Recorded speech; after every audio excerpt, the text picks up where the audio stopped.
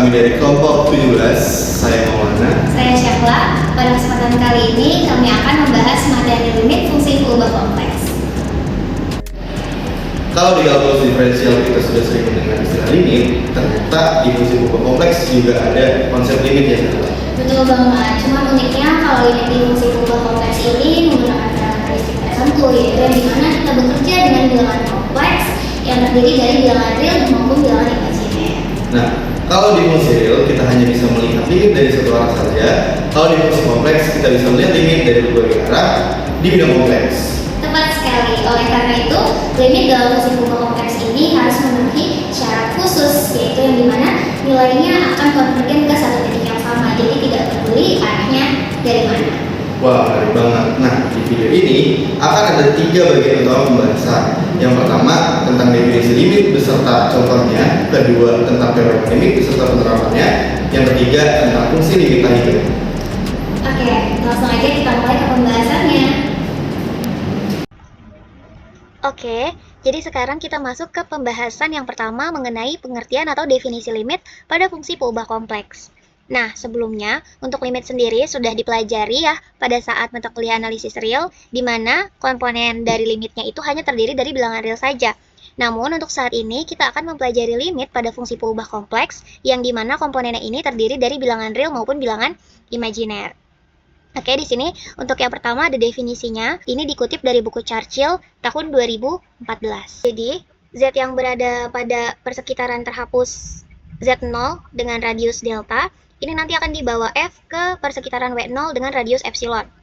Nah, ini adalah ilustrasi dari modulus Z dikurangin Z0 lebih dari 0 kurang dari delta. Ini akan dibawa oleh fungsi kompleks ke bidang W, di mana bidang W-nya ini adalah ilustrasi dari modulus Fz dikurangin W0 akan kurang dari epsilon. Oke, di sini selanjutnya kita langsung ke penerapan contoh soal dari penerapan definisi limit peubah kompleks. Kita ke penyelesaian yang A dulu. Oke, berdasarkan definisi limit ya, kita bisa menuliskan limit dari si Fz ini untuk Z mendekati Z0 itu sama dengan Z0 kuadrat jika untuk setiap epsilon positif terdapat delta positif. Sedemikian sehingga modulus dari Z min Z0 lebih dari 0 kurang dari delta. Maka ini kita ganti Fz-nya dengan Z kuadrat ya, min Z0 kuadrat akan kurang dari epsilon. Oke, selanjutnya jika diberikan epsilon positif, kita harus menghasilkan delta positif. Sehingga nih modulus dari Fz kurang dari Z0 yang dikuadratkan ini akan kurang dari epsilon. Bila mana untuk persekitaran ya ini Z min Z0 akan kurang dari ini delta. Nah, sekarang kita batasi. Jika deltanya itu kurang dari atau sama dengan 1, maka untuk persekitaran ini akan kurang dari delta, mengakibatkan, oke, kita katasin dulu. Ini akan mengakibatkan, ini tadi limit yang kita inginkan ya, sesuai definisi Fz min ini Z0 dikuadratkan, itu sama dengan Z kuadrat min Z0 dikuadratkan. Ini kita pecah sesuai dengan sifat aljabar. Ketika ada A kuadrat dikurang B kuadrat akan menghasilkan di sini Z min Z0 sama Z plus Z0 gitu. Oke. Di sini Z min Z0 ya. Kita tulis ulang dulu. Ada juga Z plus Z0. Ini kurang dari, di sini jadi delta. Kenapa? Karena di sini kan kita sudah membatasi delta kurang dari min 1 nih ya, untuk persekitaran Z min Z0. Nah, Z min Z0 ini kan kurang dari delta. Di sini juga ada Z min Z0, makanya ini berubah menjadi delta. Gitu.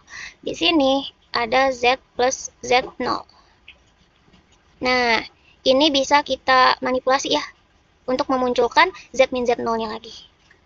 Z min Z0 ditambah 2 Z0. Nah, kenapa 2? Karena ini kan Z plus Z0 di sini ya. Ini sama ini tuh sebenarnya nilainya sama aja, setara. Cuman kita manipulasi untuk memunculkan Z min Z0 gitu. Karena min Z0 plus 2Z0 kan hasilnya plus Z0, jadi balik lagi ke awal Z plus Z0. Oke, setelah kita dapat penyelesaiannya, ini akan kurang dari, ini sesuai nilai mutlak, ini bisa kita pecah jadi 2 Z min Z0 ya, ditambah mutlak dari 2 Z0. Setelah itu ini kurang dari delta. Ingat di sini ada Z min Z0 lagi. Z min Z0 lagi ini kan sama dengan si persekitaran. Kita sudah membatasi deltanya kurang dari atau sama dengan 1, makanya di sini hasilnya 1 ya. Untuk yang Z min Z0. Sini hasilnya 1 ditambah 2 mutlak Z0. Setelah itu kita ambil di sini. Ambil delta yang terkecil. Tadi kan kita sudah membatasi deltanya 1 ya. Kita ambil delta terkecil di antara 1 dan epsilon per 1 ditambah 2 Z0 gitu. Kenapa 2 Z0? Coba nanti nih kita lihat di bagian sini. Nih, karena di sini kan ada yang berhubungan dengan si delta gitu. Jadi ini nih kita jabarin di bawahnya. Karena kita harus mengambil delta yang terkecil ya di antara 1 dan epsilon per 1 ditambah 2 modulus Z0. Sehingga untuk modulus dari FZ ya, ini limit yang awal. Itu kan penyelesaiannya delta, ini mutlak ya, mutlak 1 ditambah 2 Z0, ini ya tadi penyelesaian yang sudah kita selesaikan. Ini kurang dari epsilon ya kan, sesuai definisi awal. Nah, di sini kita ambil untuk deltanya, kita ambil yang epsilon per 1 ditambah 2 Z0. Kenapa? Nih, kita lihat di sini, kita buktikan. Kita fokus ke yang ini ya. Nih. Persamaan yang itu dengan mengambil deltanya ini gitu.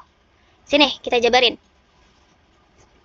Deltanya kita masukin epsilon per 1 ditambah 2. Ini Z0 ya. Nah, dikalikan ini mutlak 1 ditambah 2 mutlak Z0. Ini akan kurang dari epsilon. Nah, ini benar ya terbukti. Nah, ini bisa habis. Jadi akan kurang dari epsilon. Pembuktian ini benar. Berdasarkan definisi limit ya, yang tadi.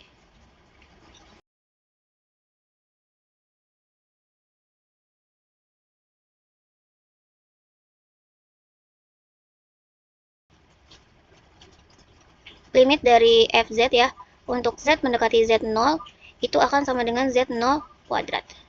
Nah, untuk teorema yang pertama, ini diambil dari bukunya Churchill juga tahun 2014. Selanjutnya pembuktiannya, sini kita buktikan.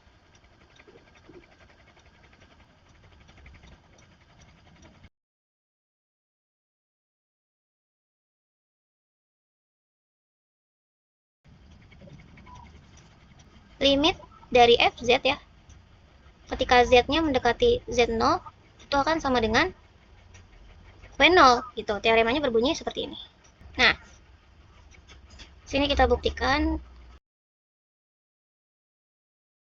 limit X, Y-nya mendekati X0, Y0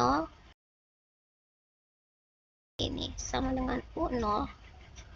Limit dari V, X, Y, X, Y mendekati X0, Y0 sini ya, itu sama dengan V0 gitu. Nah, artinya limit fungsi kompleks dari FZ-nya ini ada dan bernilai W0 jika dan hanya jika bagian realnya nih bagian real yang ini ya, ini bagian realnya dan juga bagian imajinernya itu memiliki limit masing-masing yang sesuai. Oke. Ini pembuktian arah pertama ya.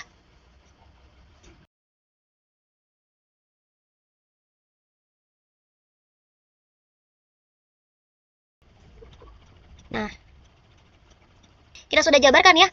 Kalau FZ itu kan UX-nya ditambah IV ya. Kalau W0 itu ada U0 ditambah IV0. Oke, kita ganti komponennya.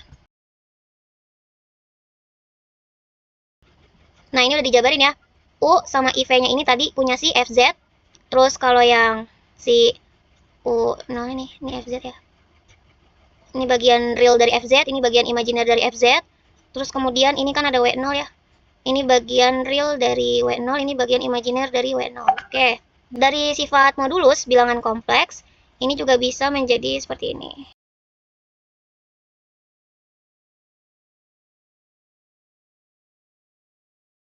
Jika persekitarannya ini Z min Z0,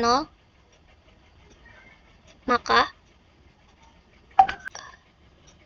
akar dari ini ya, si persekitaran yang ini nih, U dikurang U0-nya dikuadratkan ditambah V min V0 dikuadratkan juga, ini akan kurang dari epsilon. Akibatnya, artinya limit X, Y, X0, Y0, ini dari yang U ya, U X Y, itu akan sama dengan U0. Begitu juga dengan limit dari si V-nya ini. Ketika X, Y mendekati X0, Y0, ini hasilnya akan sama dengan V0. Terbukti. Oke, kita lanjutkan untuk pembuktian arah yang sebaliknya, di mana kita akan membuktikan ketika limit dari bilangan realnya itu ada, dan juga limit dari bilangan imaginera itu ada, maka limit fungsi kompleksnya itu ada.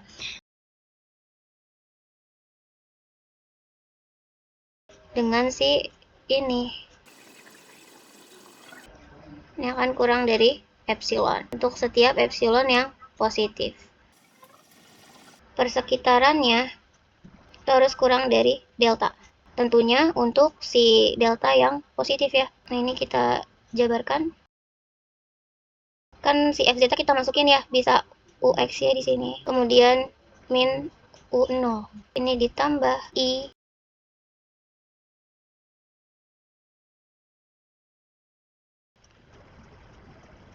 mutlak dari FZ ya.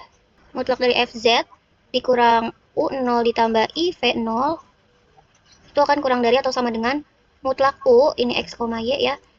Terus dikurang U0 ditambah mutlak V, X, Y ya, dikurang V0 gitu. Ini akan kurang dari epsilon.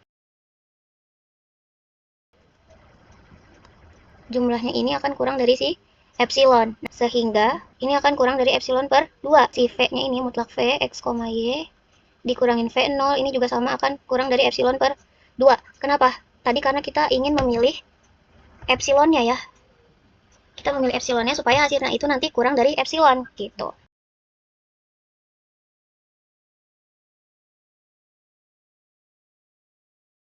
Misal deltanya itu minimal delta 1, delta 2-nya kita ngambil yang nilainya minimal. Maka kita mendapatkan mutlak FZ kurang dari U0 ditambah I V0 ya. Kurang dari sini U XY, kemudian dikurang U0 ditambah V XY ya, kurang dari V0, itu akan kurang dari, masukin deltanya. Ini akan sama dengan si epsilon.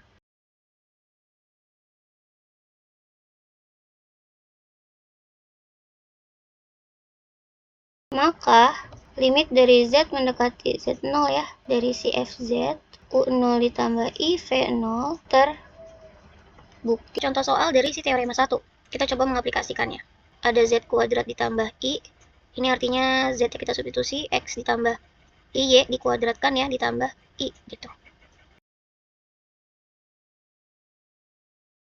Setelah kita dapat, ini bisa kita kelompokkan ya. Untuk bagian yang realnya itu ada X kuadrat min Y kuadrat. Kemudian bagian imajinernya itu ada 2XYI ya. 2XY aja, berarti ini bisa kita keluarin. I-nya kita keluarin, jadi 2XY ditambah 1 gitu. I-nya taruh di luar. Ini adalah bagian real, yang ini adalah bagian imajiner. Ini V-nya berarti ya. Yang ini U-nya. Oke, kita fokus di Z0-nya dulu di sini. Lihat dari sini, ini kan limit Z mendekati 1 ditambah I ya. Nah, 1 ditambah I ini artinya Z0-nya. Karena kan limit Z mendekati Z0. Jadi di sini 1 ditambah I itu sebagai Z0-nya.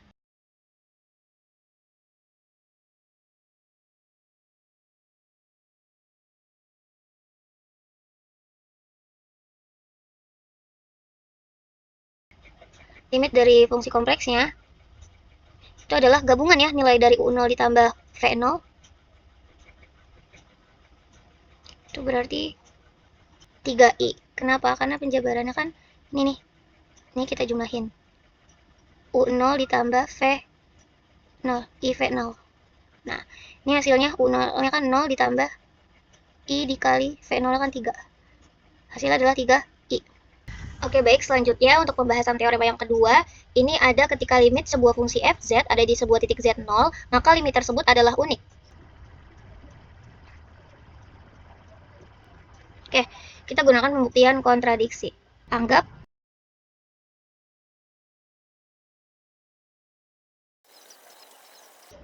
ini jadinya W1 min FZ ditambah FZ, sini dikurang W2.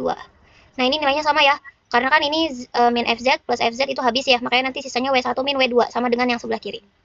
Jadi kita manipulasi, ini akan kurang dari atau sama dengan, ini bisa kita pecah ya, sesuai dengan sifat mutlak FZ, terus ini ditambah mutlak FZ min W2. Oke, nah karena limit itu kan tujuan akhirnya itu akan kurang dari si epsilon ya, maka dari itu untuk yang ini nih dan yang ini itu pasti akan kurang dari si epsilon, ya kan?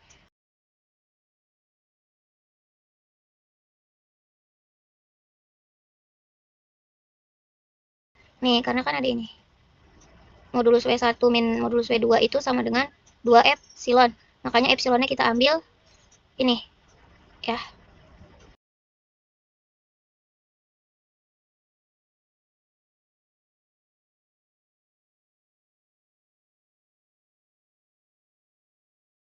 Nah, jadi terdapat kontradiksi ya dengan asumsi awal kita.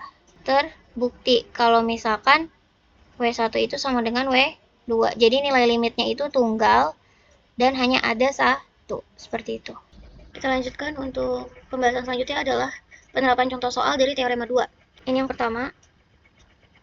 Misal, limit Z mendekati 0 dari Z per Z konjugat itu sama dengan limit X mendekati 0 dari X plus I0 per X min I0. Ini akan sama dengan limit X mendekati 0. Berarti di sini sisa X per X itu sama dengan 1 ya. Limit X mendekati 0 dari 1 itu 1. Nah, terus yang kedua, sama misal Z mendekati 0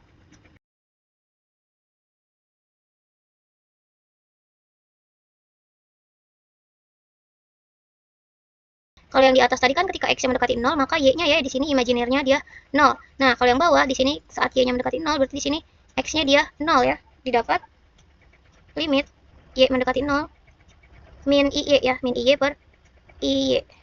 Itu akan sama dengan limit Y mendekati 0 dari min 1. Itu akan sama dengan min 1. Limit dari Z per Z konjugat itu tidak ada.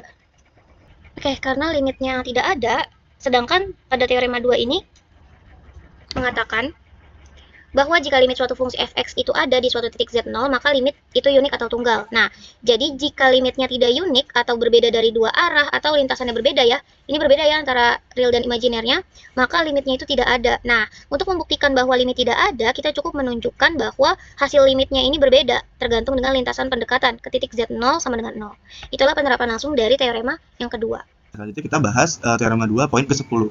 Di sini limit dari fz per f besar z untuk z mendekati z0 sama dengan w0 per w besar 0. Nah, kita buktikan bahwa akan ditunjukkan untuk setiap epsilon positif dapat ditentukan delta positif, sehingga harga mutlak dari fz per f besar z dikurang w0 per w besar 0 hasilnya sama dengan harga mutlak dari w besar 0 dikalikan fz dikurang w0 dikalikan f besar z per harga mutlak w besar 0 dikalikan dengan harga mutlak f besar z kurang dari 1/2 dikalikan dengan harga mutlak W besar 0 pangkat 2 dikalikan dengan epsilon per harga mutlak W besar 0 dikali setengah harga mutlak W besar 0 sama dengan epsilon, bila mana harga mutlak dari Z dikurang Z0 lebih besar dari 0 dan atau kurang dari delta, sehingga harga mutlak Fz per F besar Z dikurang W0 per W besar 0 kurang dari epsilon, atau limit untuk Fz per F besar Z di mana Z mendekati Z0 sama dengan W0 per W besar 0 terbukti. Selanjutnya kita bahas tentang limit hingga. Di sini ada teorema 1 yaitu limit Fz di mana Z mendekati Z0 sama dengan hingga jika limit dari 1 per Fz di mana Z mendekati Z0 sama dengan 0. Nah, kita lakukan pembuktian pertama dari kiri, yaitu limit 1 per Fz di mana Z mendekati Z0 sama dengan 0, maka limit Fz untuk Z mendekati Z0 sama dengan hingga. Nah, definisi limit 1 per Fz mendekati 0 itu untuk setiap epsilon positif ada delta positif, sehingga harga mutlak dari Z dikurang Z0 lebih dari 0 kurang dari delta, maka harga mutlak 1 per Fz kurang dari epsilon. Selanjutnya ambil sembarang M besar positif, pilih epsilon sama dengan 1 per M. Dari definisi ada delta positif, sehingga harga mutlak Z dikurang Z0 lebih dari 0 dan kurang dari delta, maka harga mutlak 1 per Fz kurang dari 1 per M. Karena harga mutlak Fz lebih dari 0 atau Fz positif di lingkungan tersebut menginversikan ketidaksamaan memberi hasil harga mutlak Z dikurang Z0 lebih dari 0 dan kurang dari delta, maka harga mutlak Fz lebih dari M, sehingga pembuktian dari kiri terbukti. Selanjutnya kita lakukan pembuktian dari kanan.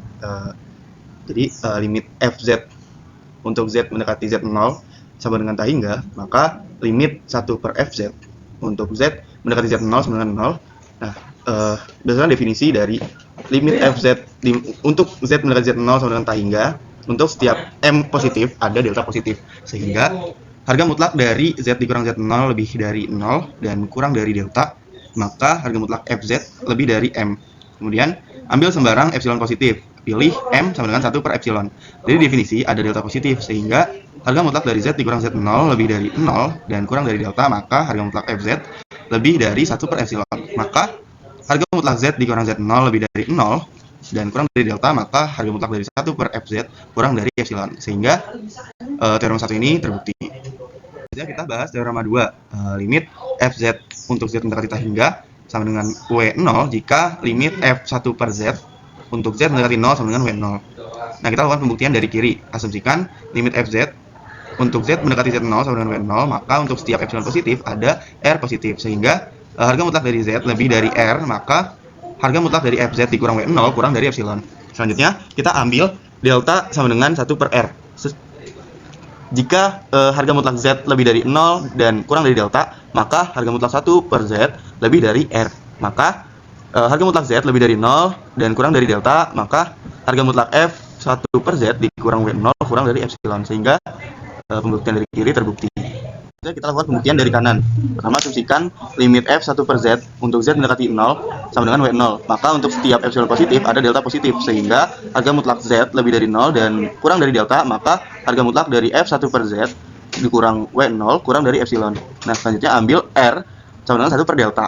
Jika harga mutlak Z lebih dari R, maka untuk U itu lebih besar dari 1 per Z, memenuhi harga mutlak U lebih dari 0 dan kurang dari delta, sehingga harga mutlak Z lebih dari R, maka harga mutlak dari Fz dikurang W0 kurang dari epsilon, sehingga pembuktian dari kanan juga terpenuhi, sehingga teorema 2 ini terbukti.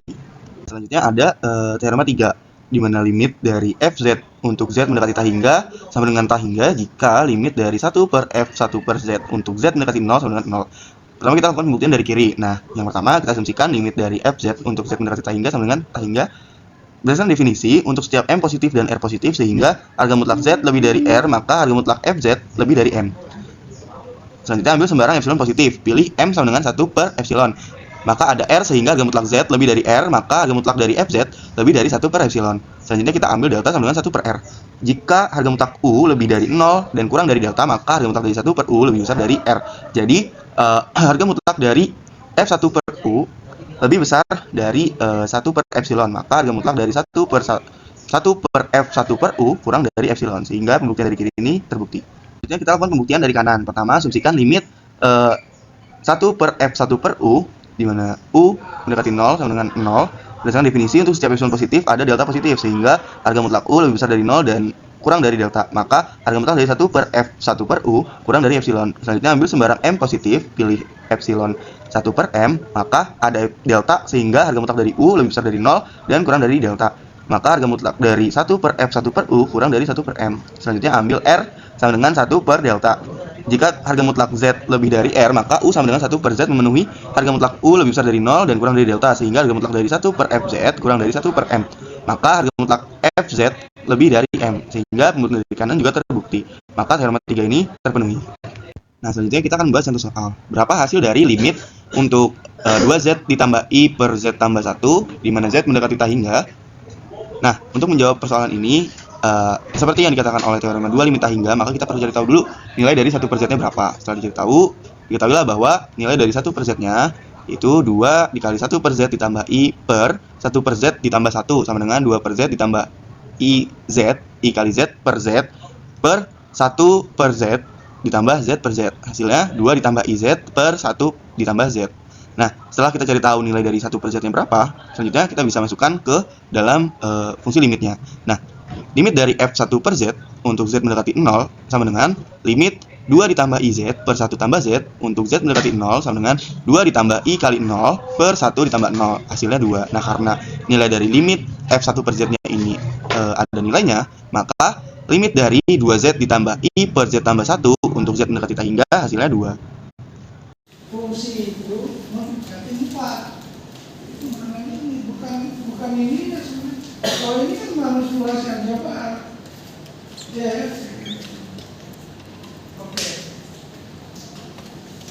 Bisa nggak? Jadi mana limit ini disebut limit. Nilai fungsi dari Fs itu mendekati 4. Mau dari kiri dari kanan. Apa namanya? Itulah yang biasa disebut delta. Selisih X dengan 2 kita sebut delta.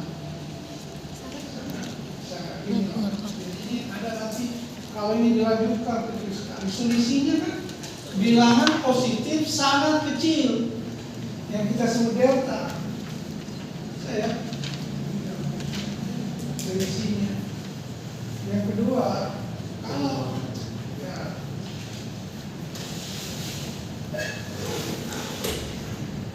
selisih dengan 4 itu namanya epsilon. Epsilon ini definisinya bilangan dari positif sangat kecil.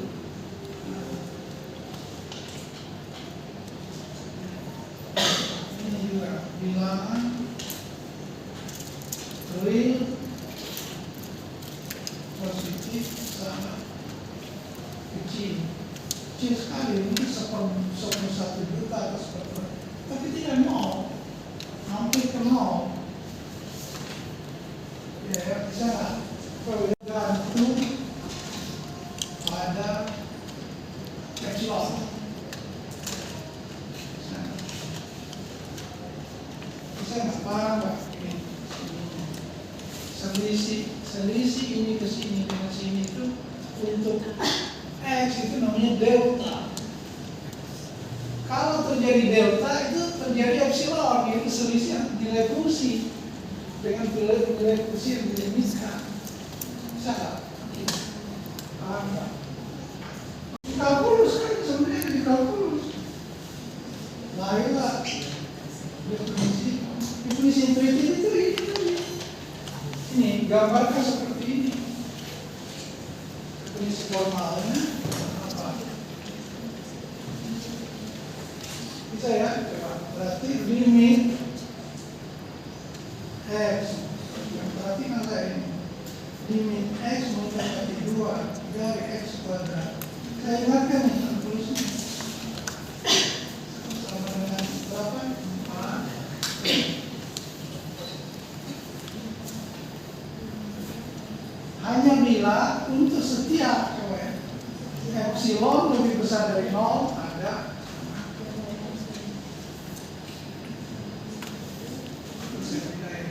panjang.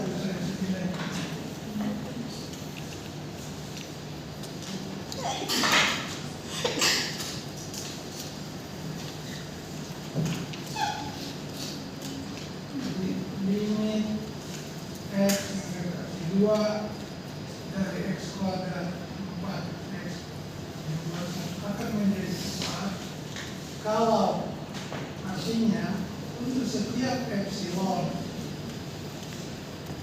Nah, saya simbol aja. Ini definisi formal.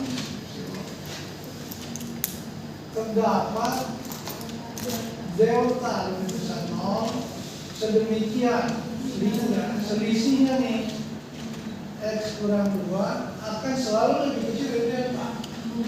Tadi kan? Ini loh. Ini kan X kurang 2. Lebih kecil dari delta. Tetapi tidak sama dengan 0. Kalau ini terjadi, maka apa? Ini dong. Ini berarti X kuadrat kurang 4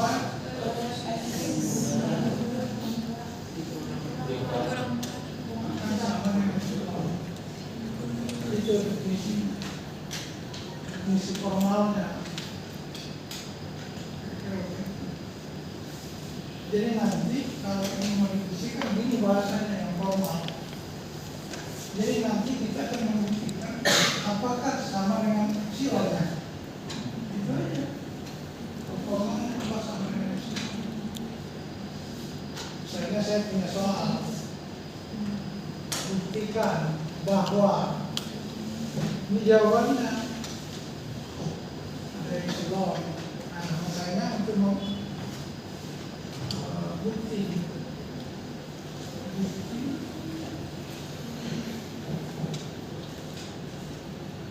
ambil di mudah cuma ambil ini X kurang 4.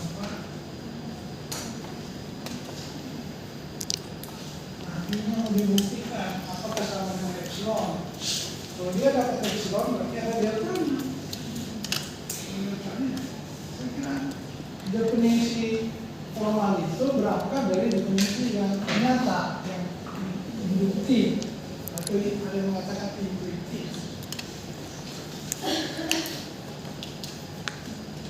Nah, kalau sudah sampai di sini, kita akan melakukan proses aljabar. Kurang 4X min 2.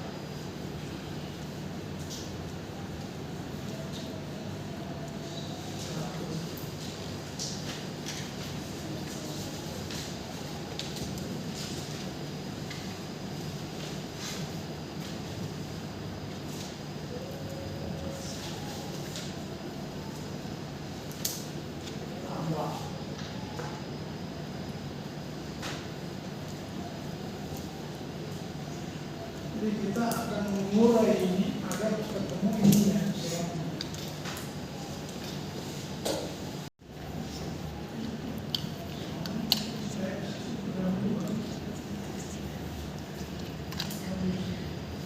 Nah ini berapa ini? Kan ini epsilon.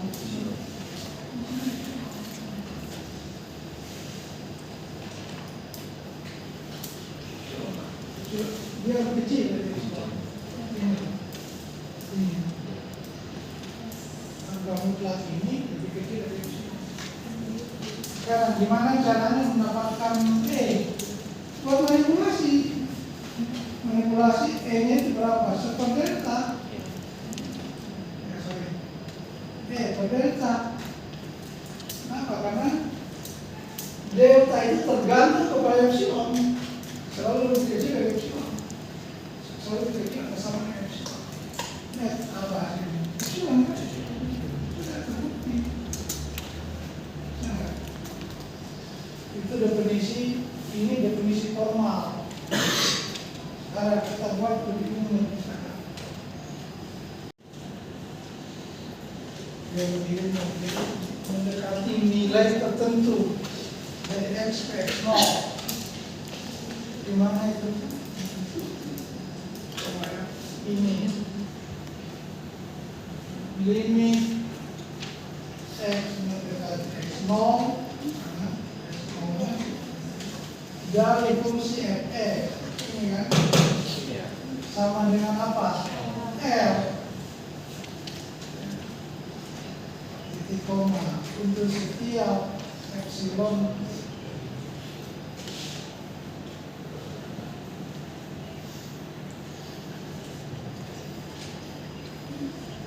ada x kurang x0 dikali delta, maka apa ini loh,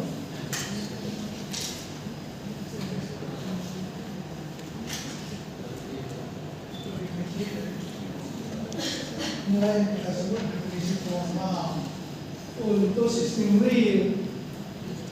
Nah, saya kembali ke postulasi ini. Jadi pemikiran kita gimana? Saya mulai Z gimana? Selama ada dua ya, ada bidang Z di kiri dan bidang W. kalau tadi enggak satu bidang. FZ berdefinisi itu artinya apa sih? Atau memiliki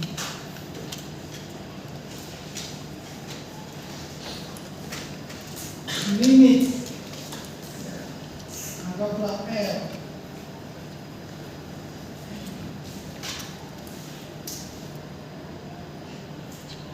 Ya, suatu fungsi FZ akan terdefinisi atau memiliki limit untuk Z mendekati Z0, berarti Z0 itu belum tentu 0, bisa mendekati angka seperti 2 ini juga namanya Z0, bisa X0. Nah, mungkin kalau mendekati berarti kita harus buat kecuali di Z sama dengan Z0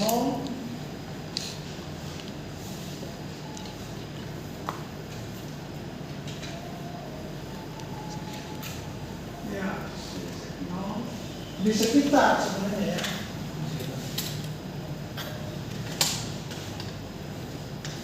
Kita kadang-kadang menyebutnya apa ya? Boundary, kalau saya mengatakan lingkungan atau lingkungan.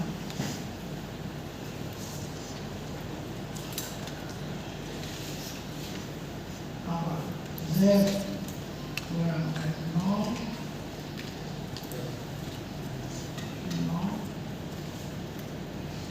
ditulis sebagai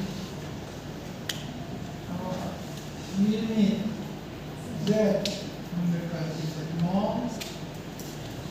dari Z ya, sama dengan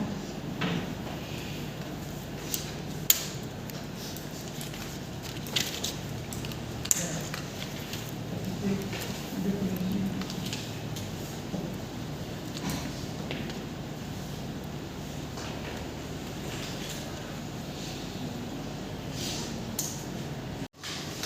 Atau kalau mau kecuali artinya Z tidak sama dengan Z0.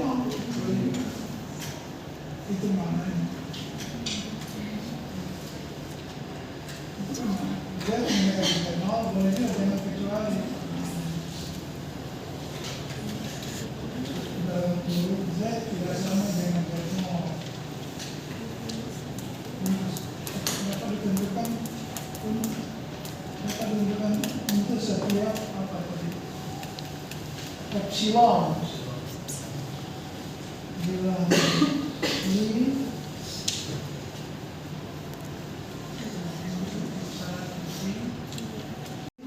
yang bergantung pada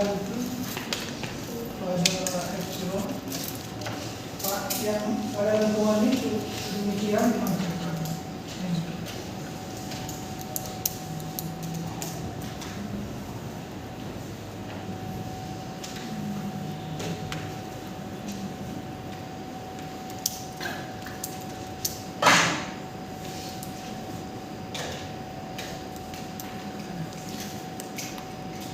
Hingga itu kan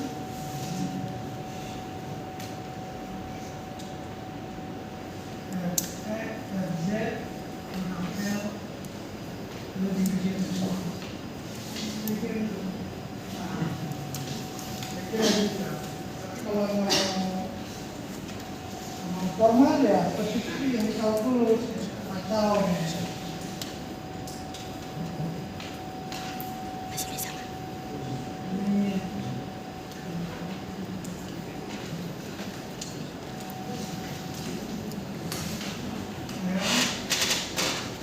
setiap epsilon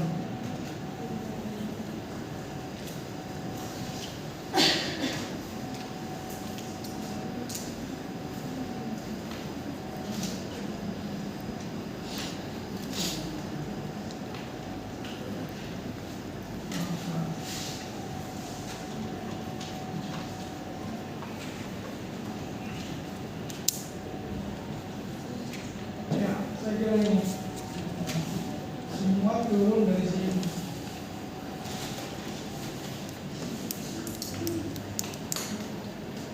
Nah,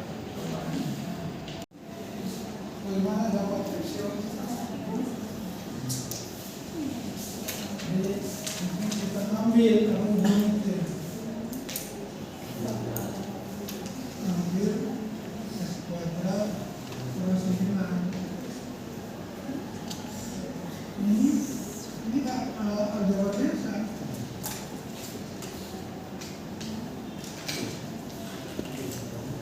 Ya, mulai makan. Maksud saya mulai berguna konsep kemarin ya, coba ya. X apa ya? Berarti saya bisa buat delta Z pada 3 tambah 6. Ada lagi, bekerja lagi yang kita ya lagi itu apa kalau tambah? Bukannya begini ya? Nih. Itu loh, kita pernah buktikan harga muka. Saya kira yang dasar itu menjadi kesini. Apa ini mas? Berarti delta Z kurang 3 tambah 6. Harga murah 6. Nah, saya kira di kalkulus sih Pak, nggak dapat. Kita biasa buat kalimat. Pilih minimum. Satu dengan nah, ini diganti satu. Berarti delta atau kalau mau lebih kecil. Satu Pak. Satu tambah 6. Delta. Jadi delta. Loh, sudah lihat modelnya kan? Delta itu tergantung pada epsilon. Ini adalah E. Kenapa? Karena deltanya adalah 1. Bukti. Ini ya.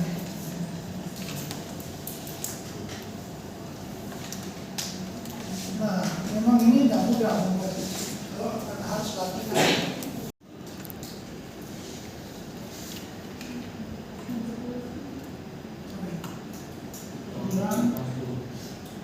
Ya, gimana?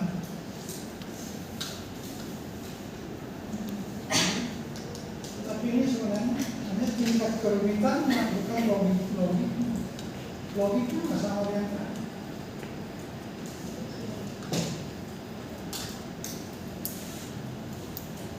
Ini mau dibuktikan bahwa fungsi dikurang L-nya ini sama dengan epsilon. Gimana?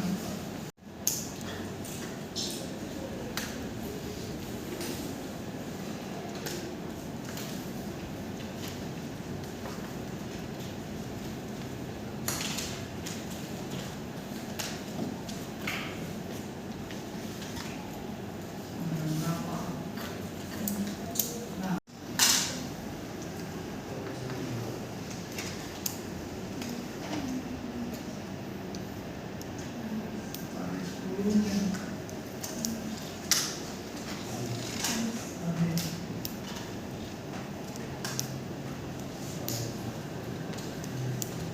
berapa sebenarnya?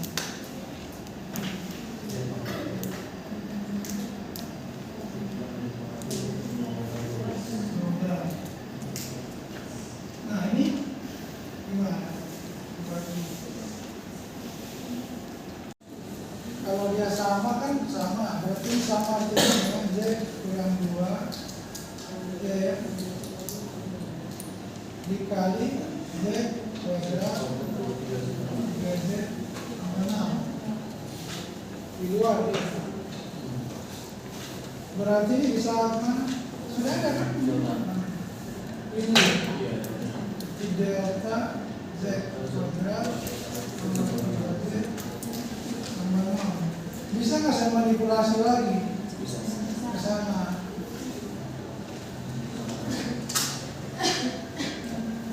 Delta ini nggak usah di logikakan aja. Tambah 3Z minum 4Z supaya habis kan nggak akan pakai di sini.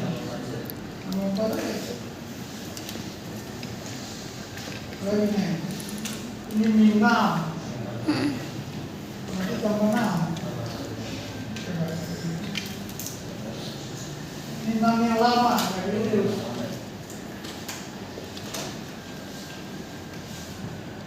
4Z tambah 4 dong, kurang 4. Iya kan? Iya. Ini loh, ada min 6Z 4Z tambah 4 itu harus hilang, berarti di sini dikurang 4. Ya kan? Ini 3Z nya tetap min 6Z, berarti di sini 6Z dong. Iya kan?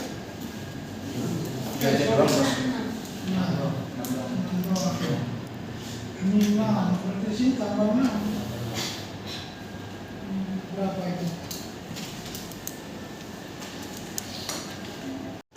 Pangkat 2 tambah 3Z. Terus gimana?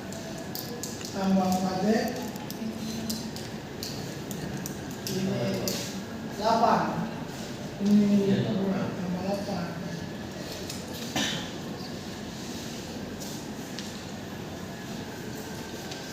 Saya buat lagi delta Z kurang 2 pangkat 2 tambah 3Z kurang 2 tambah lagi, saya buat lagi Z nya tambah berapa? Saya bisa.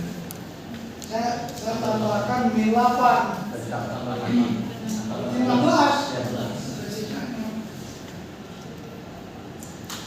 Selesai kan? Kenapa? Karena tadi ini apa? 1 sama minimum. Berarti delta ini 1 kuadrat kali 1 tambah 4 kali 1 berapa ya? 7 ya 24.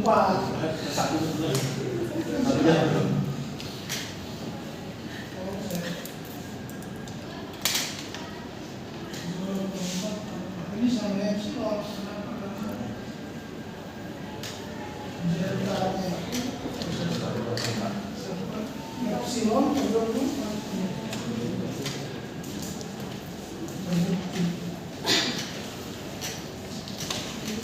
Oh, ini logika membuat limitnya ya sama standar, tapi proses penjawabannya itu loh. Dan ini pembahasan.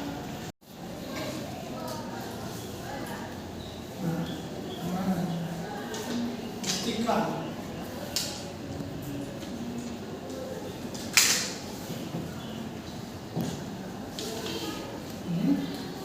Berarti kalau tadi Z2 itu apa? Dia 22 ini juga sama.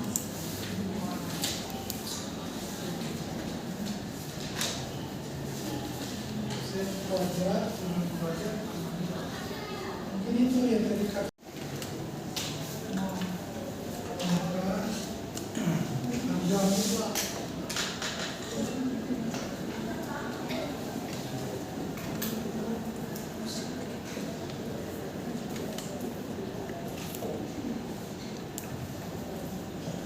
kurang.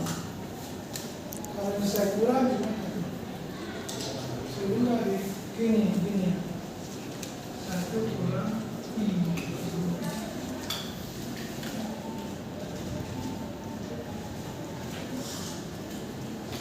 Jadi proses intuitif kita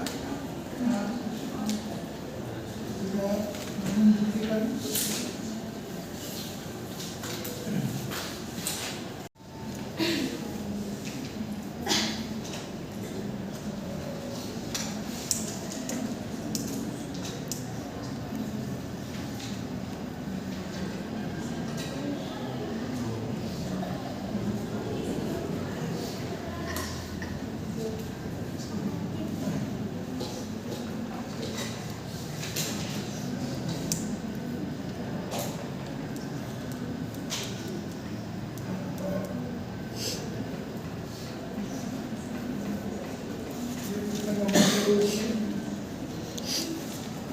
Atau kalau itu diurus, ini kan bisa apa ya?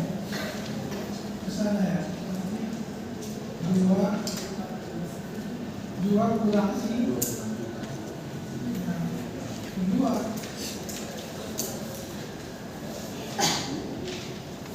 Ya.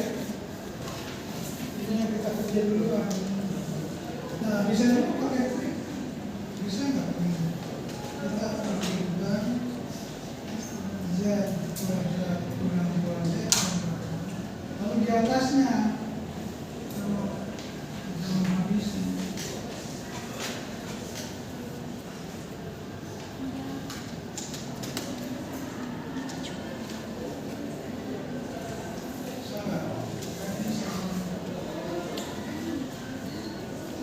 sekarang ya, perhatikan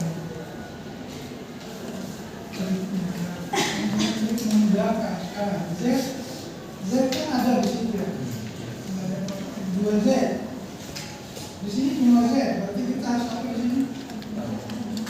Ini kan Z, di situ 2Z, berarti tambah berapa? Lalu mas, di sini ada 1, di sana nggak ada. Berarti kurang 1. Ada 2. Ya, kurang 1. Kurang 1 kan? Karena ada 2-nya. Terus ada ininya.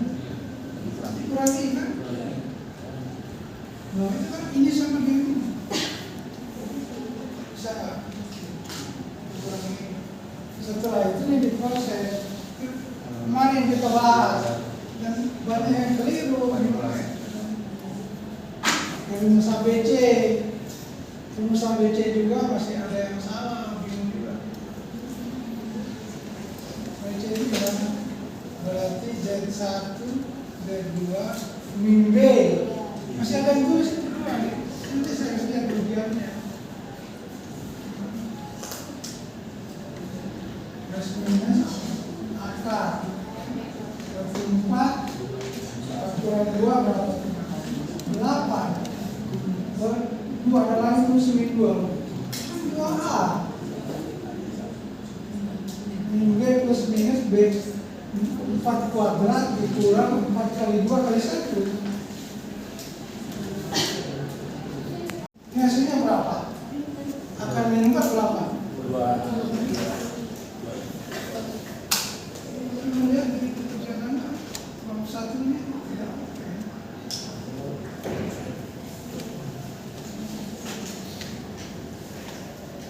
Berarti 1 plus minus I. Ini artinya apa sih? Dari 1-nya adalah apa ya? 1 tambah I. Z2-nya 1. Kalau ditarik gimana tuh? Ditarik berarti Z min I min 1. Z min I tambah 1 kan?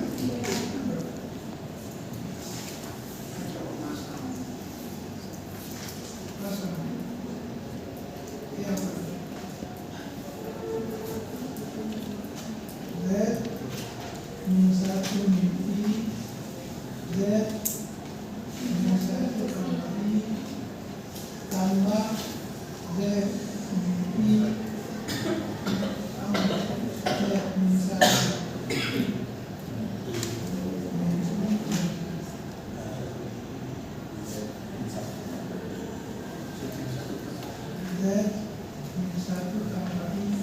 Udah ya.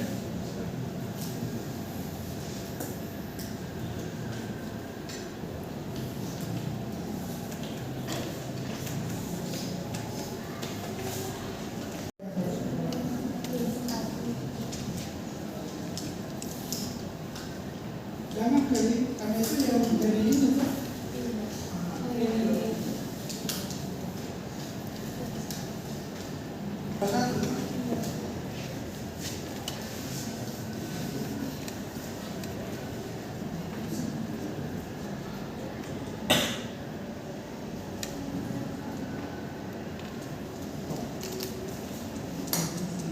Berapa itu hasilnya? Ini habis berarti juga Z tambah I.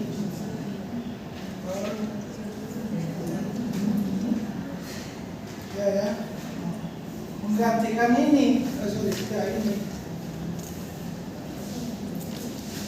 Mau menggantikan itu ini.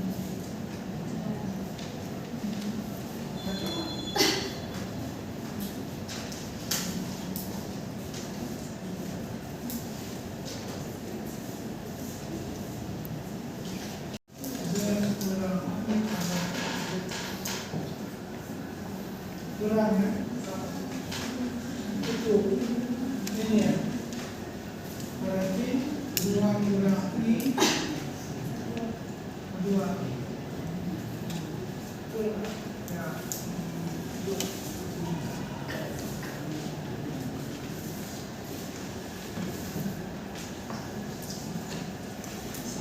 2 Z tambah I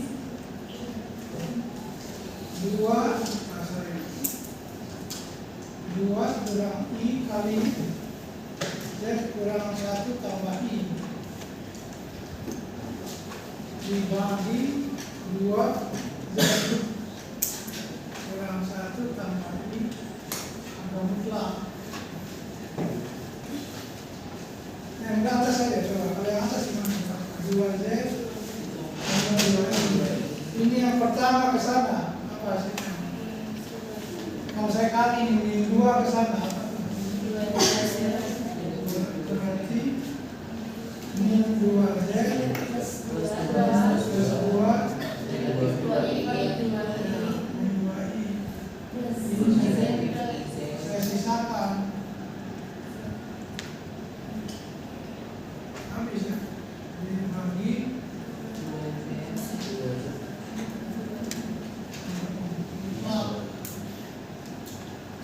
habis.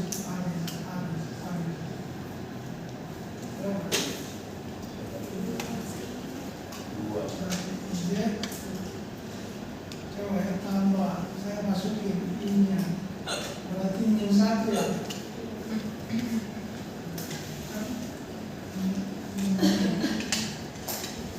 Ada 2 kan? Ada 2.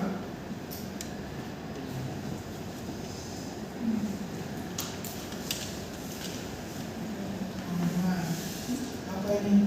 Saya langsung aja ya, saya cek rumahnya. Berarti ini tambah 1 kan? Saya lupa, ini tidak ada ya. Nah, boleh nggak saya buat begini? I-nya di luar. Z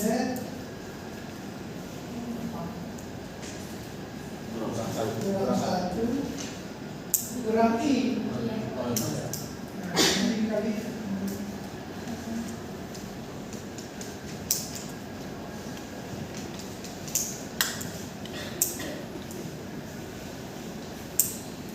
gimana? Di dalam, bukan di luar. Supaya jadi tambah berapa? Ini tambah nih. Ini I. Supaya masuk ini tambah 2I ya.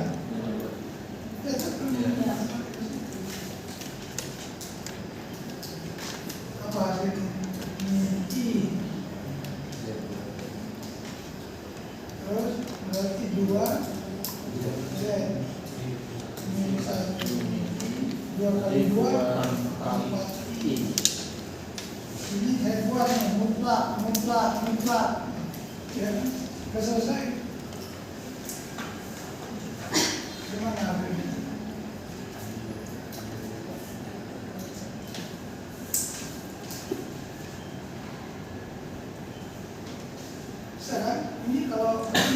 kan berapa? 1 kan? Ini dong. Berarti hasilnya apa? Berarti Z kurang per 2 Z kurang 1 kurang I mutlak. Tambah lagi.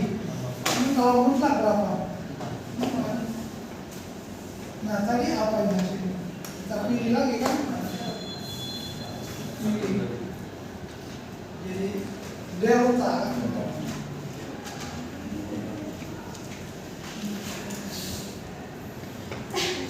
dua. Nah pilih minimum di sini. Ini delta berarti di sini apa? Delta saja. Pilih minimum.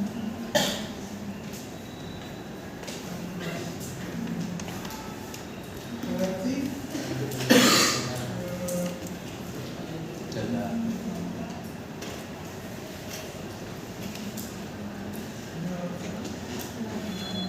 dua, satu, empat.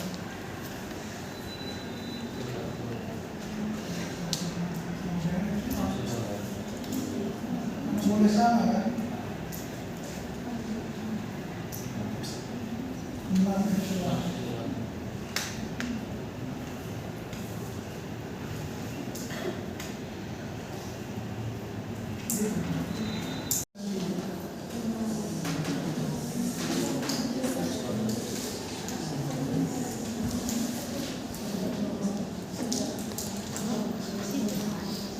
Kalau Anda masih ingat yang pertama juga tidak ada masalah. Ini kan hasilnya ini kan X kuadrat kurang Y kuadrat, ya kan? Dua IN.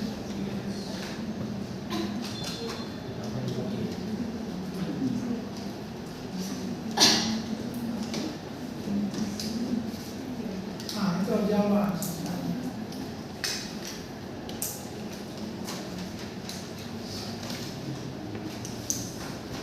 Berarti X kuadrat kurang Y kuadrat tambah 2 ini variabelnya.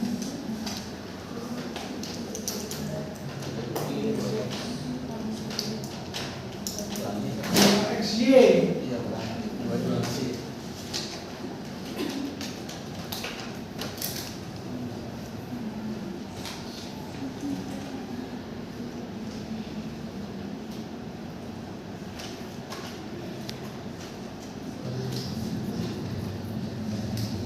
Tadi gimana sih kalau bisa? Ini yang dua kan?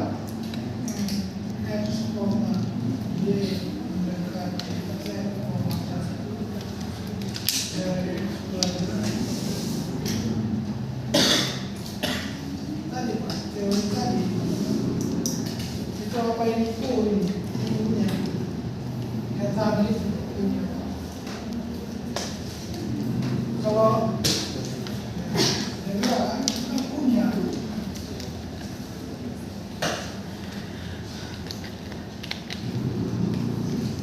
Mau dibuktikan, tidak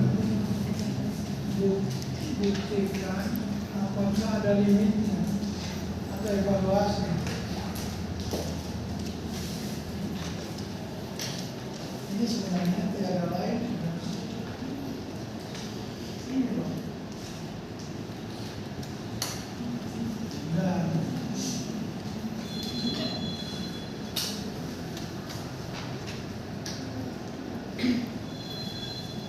apa itu? Ini 2XY X 2Y tambah 3. Ini adalah apa? I. Jangan lagi diambil I-nya. Ini itu tidak pertama. Bagian real itu tidak ikut. Mengambil dulu. Ini limit X, Y 1,1 dari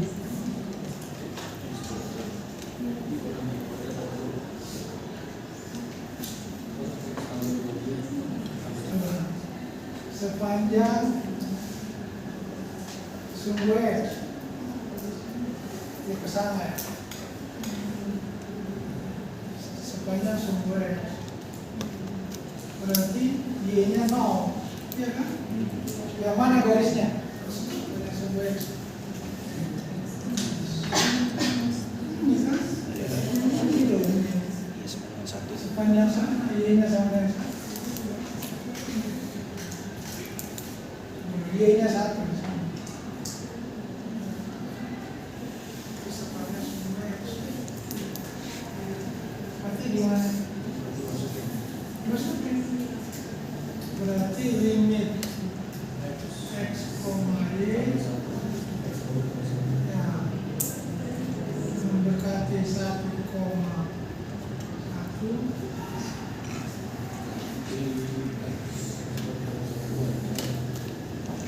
Kita saya tulis dulu.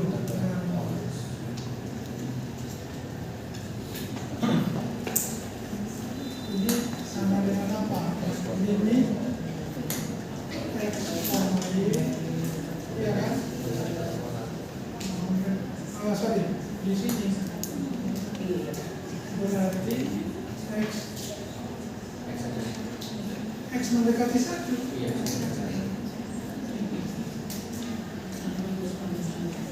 Dia bukan X 0,0. Kalau X 0,0 dari sumbu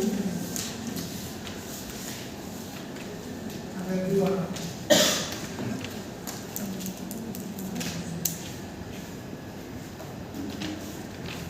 Ya, sepanjang garis berarti sejajar sumbu Y ini. Y-nya menjadi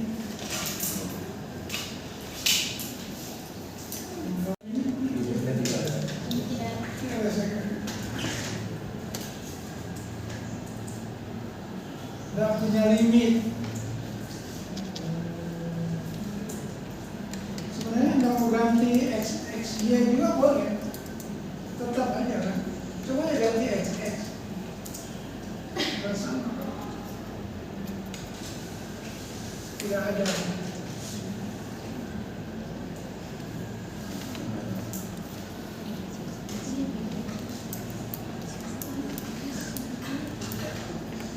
Jadi tidak punya limit. Karena tadi kita sepakat secara intuitif limit itu dari kiri dan kanan nilainya 4 ya tadi ya.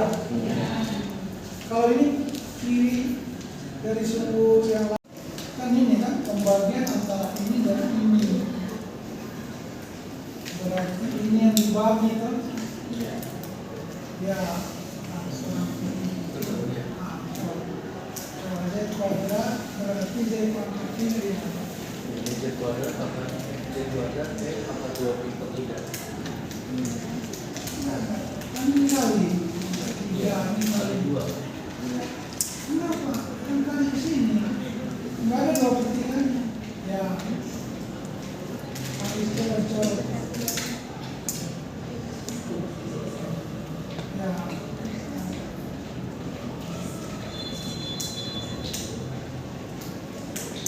Ya, ini mudah diikuti. ZE pi per 3 I ada I-nya. Nah coba kita lihat. Kalau kali kan ini. Oke, udah benar kan? Oke.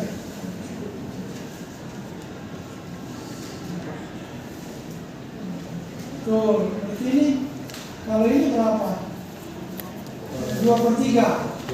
Ya, Z ini. Ya, 2 per 3.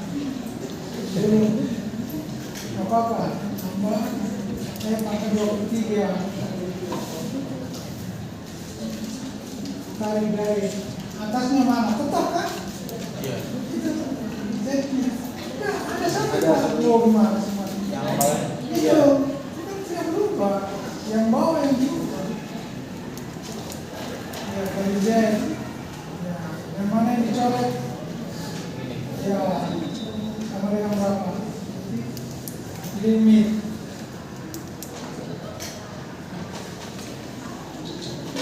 Nah, Z dari itu.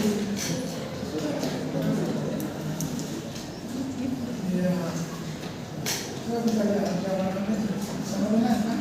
Masukkan. Berarti E pangkat V per 3 per E pangkat 2 per 3, ya kan? Langsung aja E pangkat 2 per 3. Kalau ini sepertiga juga kan? Berarti 2 per 3 juga dong. 2 per 3 juga, berarti ada 3. Gimana tuh kira-kira jawabannya? Kita melihat bagaimana agak cepat. Berarti E per 3 cuma sepertiga hasilnya. Iya kan? Kan ini 3, ini sama. Bisa nggak kita lakukan sepertiga?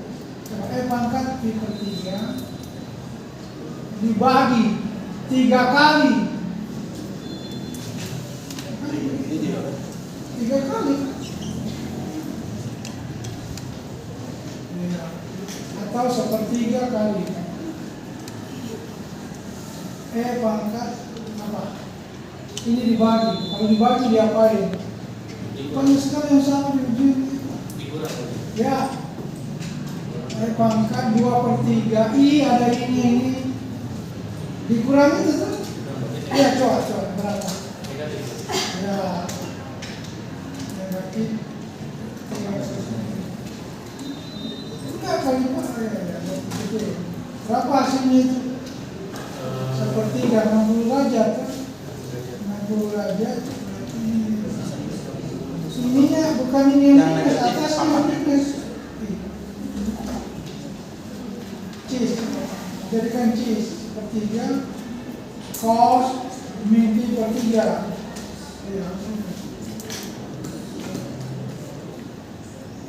Ya, tambah sin V per 3. Kalau cos kan positif kan? Kalau ini minus, berarti sepertiga kali apa Pak? 60 derajat. Baik, itu tadi pembahasan tentang limit perubahan kompleks mulai dari definisi, teorema, dan limit hingga. Semoga penjelasan video dari kami dapat mempermudah teman-teman dalam memahami konsep limit, terutama dalam fungsi perubahan kompleks. Kami mohon maaf apabila terdapat kekurangan atau kesalahan dalam penyampaian materi. Terima kasih sudah menonton videonya.